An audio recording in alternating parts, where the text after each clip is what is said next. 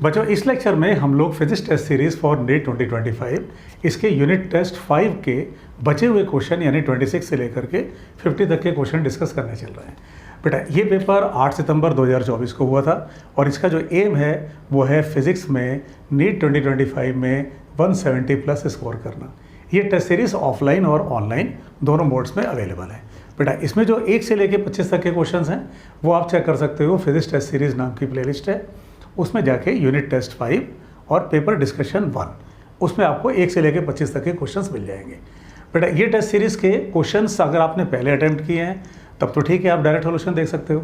Otherwise आप video को pause करके पहले इन क्वेश्चंस को खुद अटैम्प्ट करके तब आप इनका सॉल्यूशन देखोगे तो आपको ज़्यादा बेनिफिट मिलेगा। Let's start.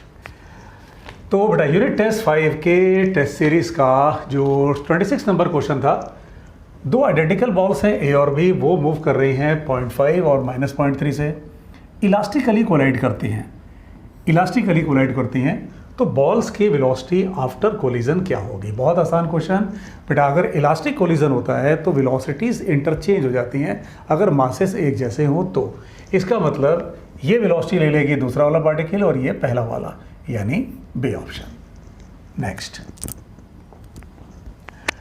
Coefficient of restitution E for a perfectly elastic collision. बेटा, बहुत ही आसान क्वेश्चन है, इसमें तो कुछ करना ही नहीं था, सीधे सीधे 1 इलास्टिक कोलिजन के लिए 1 होता है, परफेक्टली इन इलास्टिक के लिए 0 होता है coefficient of restitution. Next question, ये इलेक्ट्रोमैग्नेटिक इंडक्शन के जो टाइम वेरिंग मैग्नेटिक फील्ड वाला कंसेप्ट होता है उस पर बेस्ड था। मैग्नेटिक फील्ड स्मॉल r के रेडियस में है और वो चेंज कर रहा है dv/dt से। पहला केस आपने ये r रेडियस का लिया जो कि इसको इनक्लोज कर रहा है, और इसमें ये r/2 का रेडियस लिया आपने जो बाहर है। तो बेटा, जो कंसेप्ट है इसका वो ये होता है कि अगर किसी स्पेस में मैग्नेटिक फील्ड चेंज कर रहा है तो वो इंड्यूस्ड ईएमएफ जनरेट करता है, वो एक ऐसा इलेक्ट्रिक फील्ड जनरेट करता है जो कि क्लोज लूप फॉर्म कर रहा होता है और वो एक नॉन कंजर्वेटिव नेचर का होता है। कैसे निकलता है? -dϕ/dt से, बिल्कुल उसी कंसेप्ट से जिससे कि फेराडेज लॉ में आप ईएमएफ निकालते हो। लेकिन होगा क्या, जब आप इसकी बात कर रहे हैं बड़े वाले रेडियस की, तो फ्लक्स तो खाली इतने में ही चेंज होगा, तो इसमें कितने का ईएमएफ इंड्यूस होगा? dϕ/dt इंटू πr², यानी ये वाला ऑप्शन। रही बात बाहर जो दो लूप है उसकी, तो उसमें से तो कोई फ्लक्स पास कर ही नहीं रहा, तो जब कोई फ्लक्स ही नहीं पास कर रहा, कोई चेंज ही नहीं है, तो इसका मतलब इस सर्कल में इसमें से कोई भी ईएमएफ इंड्यूस इसमें हमें नहीं मिलेगा। Next, the total charge induced in a conducting loop when it is moved in magnetic field depends on. मतलब जब आप किसी लूप को मैग्नेटिक फील्ड में रिमूव करते हो, उसको हटाते हो, आगे पीछे करते हो, तो किस चीज़ पे डिपेंड करता है? बेटा, कैसे निकल जाएगा? E=IR, और यही बराबर है किसके? dϕ/dt के। तो अगर आप इस dt को ऊपर ले जाते हो तो I dt इंटू R, ये dϕ है, माइनस साइन फिलहाल छोड़ देते हैं हम लोग, हमें मॉड वैल्यू से मतलब है, तो यही तो चार्ज है, I इंटू dt यही तो चार्ज है। तो ये किस चीज़ पे डिपेंड करेगा? चेंज इन मैग्नेटिक फ्लक्स, यानी C option, total change in magnetic flux. Next बेटा, अगेन ये एक आसान क्वेश्चन था। एडी करेंट्स कब प्रोड्यूस होते हैं? जब मेटल को किसी टाइम वेरिंग मैग्नेट या वेरिंग मैग्नेटिक फील्ड में रखते हो आप, मेटल को स्टेडी मैग्नेटिक फील्ड में, circular coil placed in magnetic field, current is pass through circular coil. बेटा, जब आप किसी मेटल प्लेट को ऐसी जगह रखते हो जहाँ की मैग्नेटिक फील्ड चेंज कर रहा हो, तो उसमें एडी करंट प्रोड्यूस होता है, यानी सर्कुलर नेचर के फोकल्ड करंट भी कहते हैं इसको, वो प्रोड्यूस होते हैं। तो एलिमेंट्री कंसेप्ट था ये एडी करेंट्स का। बच्चों, जिन लोगों ने पहले पेपर दिया है, चूँकि ये ऑफलाइन ऑनलाइन दोनों मोड में है, तो जिन बच्चों ने पहले पेपर दिया हुआ है वो तो फटाफट सॉल्यूशन देखते हुए आगे बढ़ते जाएंगे। लेकिन जो बच्चे पहली बार देख रहे हैं इन क्वेश्चंस को, पहले वीडियो पॉज करके एक बार अपने आप करने की कोशिश करेंगे। Magnetic potential energy 25 milli joule है जब करंट 60 एम्पियर का पास कर रहे हैं, तो इंडक्टर का इंडक्टेंस कितना है? बेटा, कैसे निकाल लोगे? Formula, energy equal to half LI²। तो इसके बाद आपको इसमें वैल्यू पुट कर देनी है, यानी ये हो गई आपके पास पोटेंशियल एनर्जी। इंडक्टेंस आपको निकालने को कहा गया है 60 × 10⁻⁻⁴ -3 ये करंट है। इसको जब आप सॉल्व करोगे तो बेटा आपको ऑप्शन मिलेगा ये डी वाला, दैट इज 13.89 हेनरी। यानी इसमें आपको जो पोटेंशियल एनर्जी है उसका बेसिक फार्मूला यूज करना था इंडक्टर में से। नेक्स्ट, एक लॉन्ग सॉलिडॉइड है जिसके पास 500 टर्न है।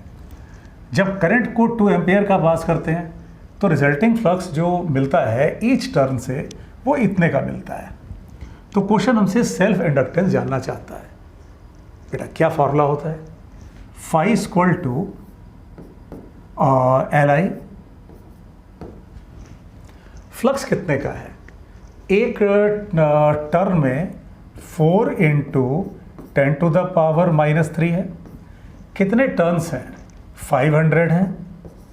तो ये टोटल फ्लक्स हो जाएगा।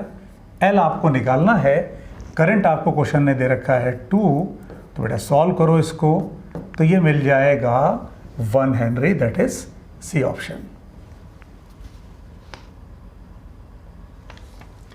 नेक्स्ट बच्चों, ये थोड़ा सा ट्रिकी क्वेश्चन था। बहुत सारे बच्चों ने इस क्वेश्चन को गलत किया है। जो आप में से बेटा बहुत सारे बच्चे जिन्होंने इस क्वेश्चन को अटेम्प्ट किया, मैक्सिमम बच्चों ने, काफ़ी सारे बच्चों ने इसे गलत किया। तो हम लोग इसको पूरा डिस्कस कर लेंगे। एक फ्लक्स का वेरिएशन हमें टाइम के साथ में दिया गया है और क्वेश्चन आपसे पूछना चाहता है इनमें से कौन सी स्टेटमेंट गलत है, नॉट करेक्ट। बच्चों ऐसे क्वेश्चन में अक्सर गलती हो जाती है।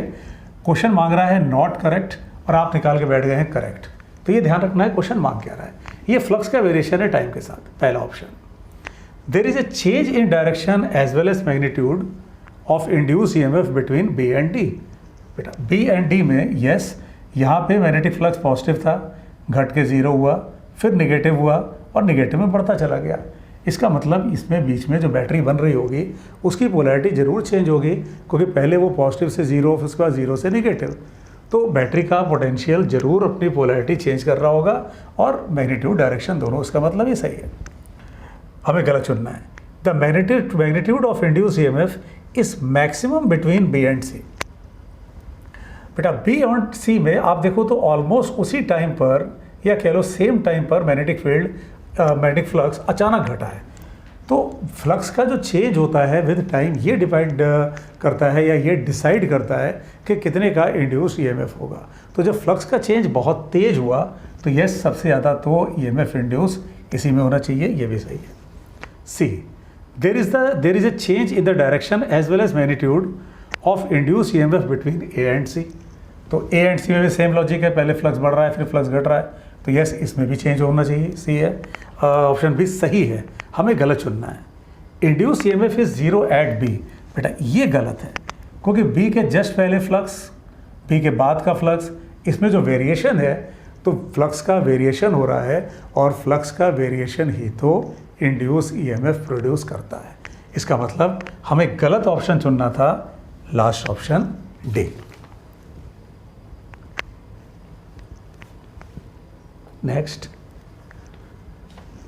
बच्चों, ये भी इलेक्ट्रोमैग्नेटिक इंडक्शन के ही कंसेप्ट पर था, एक थ्योरेटिकल क्वेश्चन था।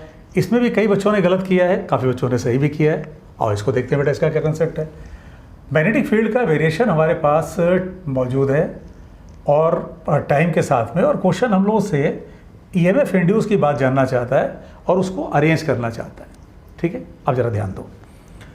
मैग्नेटिक फील्ड सबसे तेज़ी से घटा कहाँ पे, या क्या लो यहाँ से अगर कहेंगे तो बढ़ा कहाँ पे, बी वाले जोन में। ए और सी में तो मैग्नेटिक फील्ड सेम है, और फील्ड अगर सेम है तो फ्लक्स सेम है, फ्लक्स सेम है तो कोई इंड्यूस ईएमएफ नहीं होगा। यहाँ से लेके इस जगह तक देखें तो ये स्ट्रेट लाइन है, इसका स्लोप कांस्टेंट है। इसका मतलब डी और ई, इनमें जो ईएमएफ इंड्यूस होगा वो सेम होगा, लेकिन वो बी से कम होगा। क्यों कम होगा? क्योंकि बी में फ्लक्स या फील्ड बहुत तेज़ी से घटा है इन कंपैरिजन टू, मतलब आप इस गैप को देखो और इस गैप को देखो, तो फ्लक्स का चेंज तो सेम आया है, या कह लो फील्ड का चेंज, यहाँ से 0 यहाँ से 0, लेकिन यहाँ पे टाइम का गैप कम है कंपैरेटिव टू। तो इसका मतलब डी और ई में फ्लक्स का चेंज सेम तरह से हो रहा है, तो इंड्यूस ईएमएफ भी सेम होगा। बी में ज़्यादा होगा और ए और सी में तो कोई चेंज ही नहीं हो रहा, तो इसका मतलब वहाँ इंड्यूस्ड ईएमएफ 0 होगा।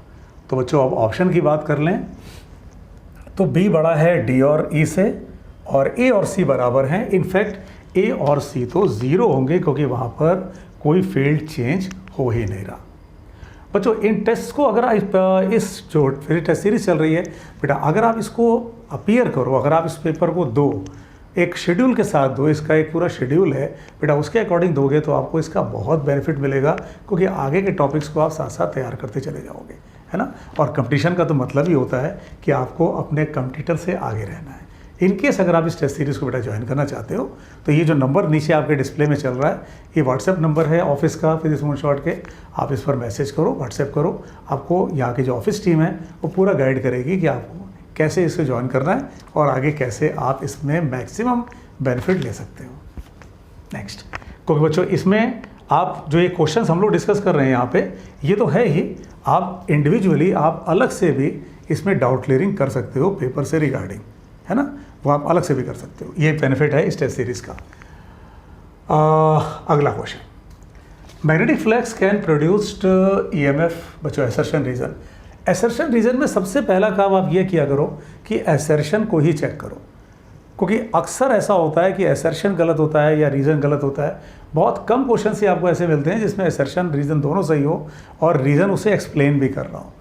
असर्शन रीजन में आप ये काम कर सकते हो। जैसे इससे स्टार्ट करते हैं, magnetic flux can change, magnetic flux can produce induce EMF. नहीं, असर्शन ही गलत हो गया, क्योंकि मैग्नेटिक फ्लक्स नहीं प्रोड्यूस करता इंड्यूस्ड ईएमएफ, मैग्नेटिक फ्लक्स का चेंज प्रोड्यूस करता है। तो ये मैटर यहाँ पे सीधे एक ही बार में गलत, तो ये गलत, तो इसका मतलब assertion is false.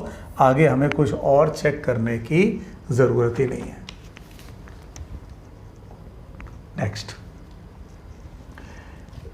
Lenz law violets the principle of conservation of energy. बेटा फिर वही कहानी यहाँ भी थी, लेंस लॉ तो कंजर्वेशन ऑफ एनर्जी पर ही बेस्ड होता है, तो वो कंजर्वेशन ऑफ एनर्जी को कहाँ से वायलेट कर देगा? फॉल्स। कोई ज़रूरत नहीं है उसके बाद आप बाकी चीज़ों पर ध्यान दें, असर्शन जैसे ही गलत हुआ काम खत्म। हाँ बेटा, लेकिन इसके लिए आपको सब्जेक्ट पर पूरा कंट्रोल करना पड़ेगा, सब्जेक्ट पर पूरी कमांड करनी पड़ेगी, कंसेप्ट को क्रिस्टल क्लियर लेके चलना पड़ेगा। एक कॉपर रॉड है जिसकी लेंथ L, उसको रोटेट करा रहे हैं, एक एंड के अबाउट मैग्नेटिक फील्ड भी, एंगुलर वेलोसिटी ओमेगा। तो क्वेश्चन जानना चाहता है इंड्यूस ईएमएफ। बेटा ये तो फॉर्मूला बेस्ड क्वेश्चन है। अगर आप किसी रॉड को रोटेट कराओ मैग्नेटिक फ्लक्स मैग्नेटिक फील्ड में, तो उसमें जो इंड्यूस्ड ईएमएफ होता है वो half B omega L square का होता है। तो ये तो सिंपल फॉर्मूला था। नेक्स्ट, अगला क्वेश्चन हमें दो वायर्स के बीच में, या दो रॉड्स हैं उनके बीच में हमें एक स्लाइडर को मूव करा रहे हैं। क्वेश्चन कहता है कि आप उसे कांस्टेंट वेलोसिटी से मूव करा रहे हो, अगर इस ए बी वायर को आप हटा के इसकी जगह सेमी सर्कुलर वायर ले आओ तो इंड्यूस्ड ईएमएफ पे क्या फ़र्क पड़ेगा? बेटा इलेक्ट्रोमैग्नेटिक इंडक्शन में एक कंसेप्ट होता है कि अगर आप इस वायर को जैसे अगर ऐसे मूव करा रहे हो, या अगर आपने एक सेमी सर्कल ले लिया, मान लो ऐसे ले लिया, आप इसे मूव करा रहे हो, तो इनिशियल और फाइनल को आप जोड़ देते हो, एक वायर एक रॉड बना लेते हो, और वही वायर वही रॉड आपको इंड्यूस ईएमएफ दे देती है। यानी अगर आपने इसको सेमी सर्कल से रिप्लेस कर दिया तो कोई असर नहीं पड़ेगा। B option.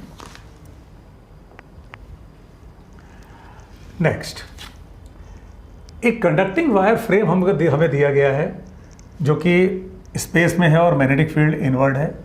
क्वेश्चन कह रहा है मैग्नेटिक फील्ड इंक्रीज कर रहा है एट कांस्टेंट रेट। बेटा ऐसे क्वेश्चंस में क्या होता है, लेंस लॉ के अकॉर्डिंग जो डायरेक्शन ऑफ करंट होता है वो कुछ ऐसा जो उस चेंज को अपोज करे जिसके कारण वो बन रहा है। अब यहाँ करंट बनेगा क्यों? क्योंकि मैग्नेटिक फील्ड इंक्रीज कर रहा है, तो सिस्टम चाहेगा उसे घटाना। घटाने के लिए वो अपना करंट ऐसे बनाएगा कि इस मेन फील्ड को ये अपोज कर सके। चूँकि फील्ड बढ़ रहा है, सिस्टम चाहेगा उसे घटाना, तो वो अपना करंट ऐसा बनाएगा कि उसका फील्ड उस मेन फील्ड को अपोज करे। इसका मतलब इसमें डायरेक्शन ऐसे होना चाहिए। अब चूँकि यहाँ पर ये दोनों लूप्स हैं, तो जो बड़ा लूप होता है वो डायरेक्शन ऑफ करंट को गवर्न करता है। मतलब करंट इसमें एक तरह से कह सकते हो आप, ऐसे एंटी क्लॉक जा रहा होगा, और फिर ये करंट अगर ऐसे है तो इसमें इसका मतलब इधर जाएगा। तो D से C और B से A, B to A then D to C, first option.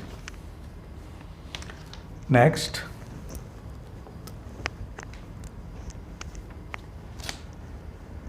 बेटा ये भी एक रॉड पर ही बेस्ड है जो कि रोटेशन कर रही है और हमसे ये ऑप्शंस पूछे गए। बेटा कैसे करते हैं इन क्वेश्चंस को, या क्या कंसेप्ट है? ये रॉड ऐसे रोटेट कर रही है, ये गैप अपने पास 3L है और ये L है, तो ये अगर रोटेट कर रही है ऐसे एंटी क्लॉकवाइज, इसका मतलब इसकी लीनियर वेलोसिटी इधर होगी और इसकी लीनियर वेलोसिटी इस तरफ होगी। सबसे पहले आप ये चेक कर लो कि किसका पोटेंशियल ज़्यादा है, O का या C का। कैसे तय कर लें? बेटा अगर ये लीनियर वेलोसिटी इस डायरेक्शन में है तो आप उस तरफ हाथ को फैला के फील्ड की तरफ मोड़ोगे तो अंगूठा आपका इस तरफ आया, इसका मतलब O का पोटेंशियल C से बड़ा है। कितना बड़ा है?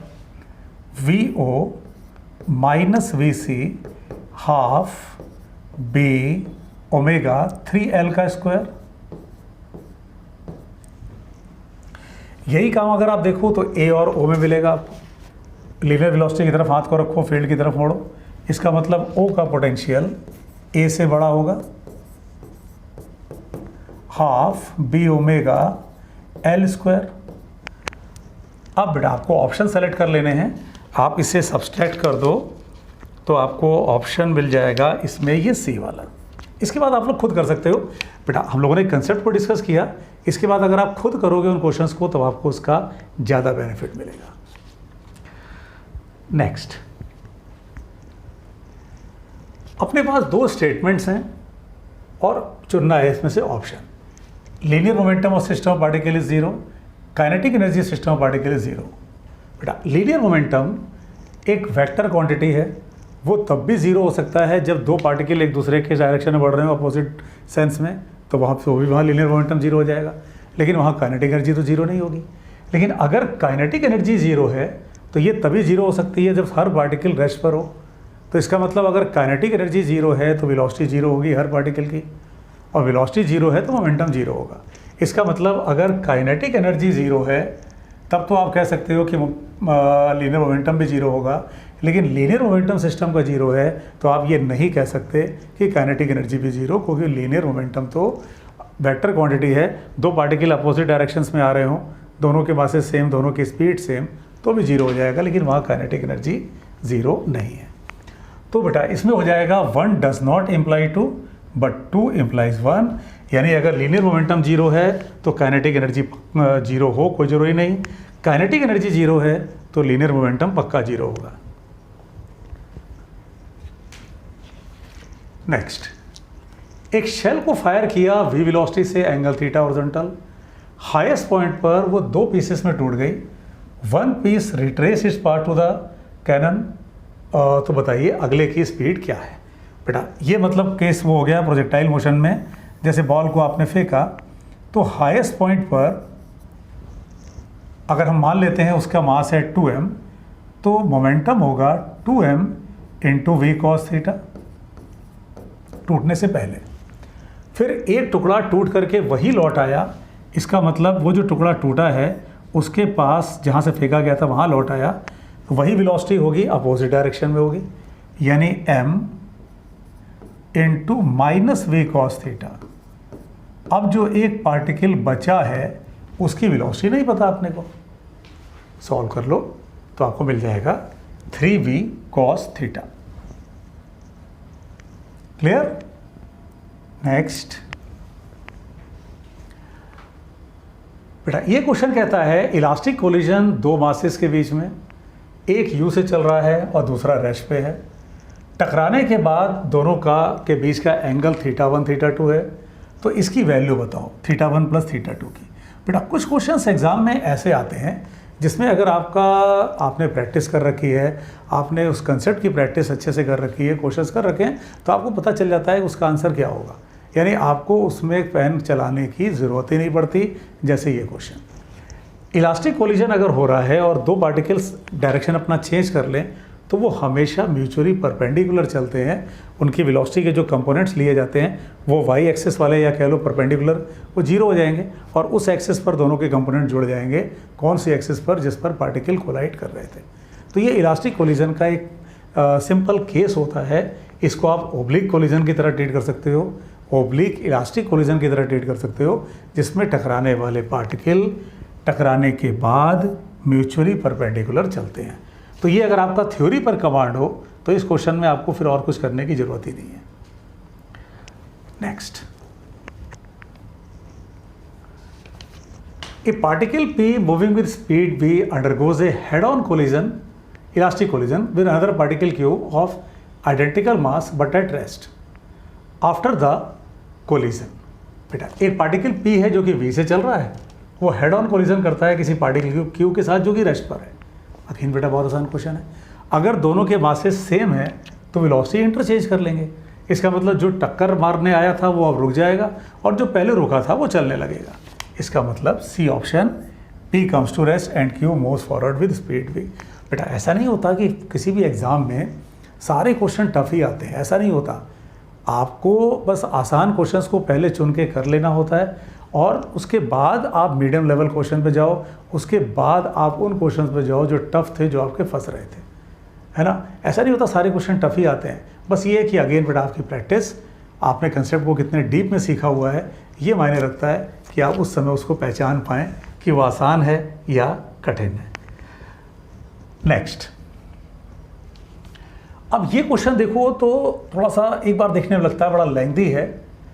n आइडेंटिकल क्यू ब्लॉक्स रखे गए हैं, दो के बीच का सेपरेशन हमेशा l है। एक ब्लॉक में को v वेलोसिटी दी गई, उसने नेक्स्ट वन को टक्कर मारी एंड सो ऑन। बेटा इन इलास्टिक कोलिजन है, सीधे सीधे आप मोमेंटम को कंजर्व करो। सारे पार्टिकल जब एक दूसरे को टकराते टकराते आगे बढ़ते चले जाएंगे तो जो सेंटर ऑफ मास है उसकी वेलोसिटी कितनी, v/n। ये कैसे आ गया, आप मोमेंटम को कंजर्व कर लो। पहले वाले पार्टिकल का मोमेंटम m इंटू वी, जब ये सारे मिल जाएंगे तो nm इंटू वी डैश। ठीक है, इक्वेशन वर्क की बनाई लेते हैं। मतलब पहला वाला पार्टिकल टकराया तो वो mv से टकराया, जब सारे मिल जाएंगे तो मास हो जाएगा nm। उस समय की वेलोसिटी अगर बेटा आप कह दो v डैश तो v dash will be v/n। Next, in an elastic collision of two bodies momentum energy of each body is conserved। देखो बेटा फिर वही हुआ, in an elastic collision of two bodies the momentum and energy of each body is conserved। नहीं बेटा, momentum पूरे system का conserve होता है, एनर्जी पूरे सिस्टम की कंजर्व होती है। मतलब जो टक्कर मारने आ रहा है और जो पहले था उनके बीच का। एक बार फिर से एसर्शन, अच्छा इसमें ऑप्शन दिया है अपने को, reason both are false, reason भी चेक कर लेते हैं। चलो तब, if two bodies stick to each other after colliding the collision is said to be perfectly elastic। Yes बेटा, यहाँ तो जो रीज़न दे रखा है वो भी गलत है, क्योंकि जब दो बॉडीज आपस में टकराने के बाद एक कॉमन मास हो जाती है तो वो केस है इन इलास्टिक कोलिजन का, न कि इलास्टिक। Again assertion reason. बेटा इस बार अगर आप देखो 2024 में तो एसर्शन रीजन के क्वेश्चंस थे, तो उसकी प्रैक्टिस भी आप कर लो, ताकि वहाँ पर जब 2025 में आप देने जाओ तो वहाँ पर आप फंसे ना, वहाँ पर आपकी प्रैक्टिस इतनी हो कि आप क्वेश्चंस को कर ले जाएं। 47, in case of bullet fired from gun ratio of kinetic energy of gun and bullet is equal to ratio of mass of bullet and gun. बेटा अब देखो इस पॉइंट को पहले समझने की जरूरत है कि ये सही है कि गलत है। मोमेंटम तो कंजर्व होगा, तो बुलेट ये जो गन है उसको m मान लेते हैं, तो बुलेट ने फायर किया गया तो kinetic energy of gun and bullet, तो m1v1 ये m2v2 के बराबर है। इसका मतलब इनके मोमेंटम्स इक्वल हैं। जब आप काइनेटिक एनर्जी की बात करोगे तो काइनेटिक एनर्जी ये p²/2m होता है। अब मोमेंटम चूंकि सेम है तो इसका मतलब kinetic energy inversely proportional to mass हो गया। इसका मतलब जब आप काइनेटिक एनर्जीज का रेशियो लेंगे, अगर आपने काइनेटिक एनर्जी का रेशियो लिया ऊपर गन नीचे bullet, kinetic energy of gun by bullet, तो उधर मास में आ जाएगा बुलेट का मास ऊपर और गन का मास नीचे। क्यों? क्योंकि k inversely proportional to m है। तो इसका मतलब असर्शन तो सही है। In firing momentum is conserved, yes momentum वहाँ कंजर्व होता है। और आपने जो बेसिक इक्वेशन बनाई है ये मोमेंटम कंजर्व करके ही तो बनाई है। इसका मतलब असर्शन भी सही है, रीज़न भी सही है, और रीज़न उसे एक्सप्लेन कर रहा है। नेक्स्ट, दो बॉल्स हैं equal mass moving with equal velocity in mutually perpendicular direction stick together after collision if the balls were initially moving with velocity इतना, उनके कंबाइंड मास की वेलोसिटी क्या है? कैसे कर लोगे इसको बेटा? अगर आप एक एक्स और वाई एक्सिस की तरह ट्रीट कर लो तो ये 45√2 आई कैप मोमेंटम पहले पार्टिकल का, दूसरे वाले का 45√2 जे कैप, कंबाइंड मास 2m, और इसकी वेलोसिटी आपको निकालनी है। तो अगर आप इसका मैग्नीट्यूड निकालते हो बेटा, m से आप ये कैंसिल कर लोगे, तो अगर आप v का मैग्नीट्यूड निकालोगे तो ये 45√2 का स्क्वायर प्लस, मतलब प्रैक्टिकली आप ये कह सकते हो 45√2 स्क्वायर प्लस इसका भी मैग्नीट्यूड ले लोगे आप स्क्वायर बाय 2। तो बेटा इसको सॉल्व कर लो तो आपको ऑप्शन इसमें मिल जाएगा, कौन सा मिल जाएगा भाई? बी वाला। यस 45, हाँ वहाँ से 2 ऊपर नीचे कैंसिल हो जाएगा। तो ये बेटा पहले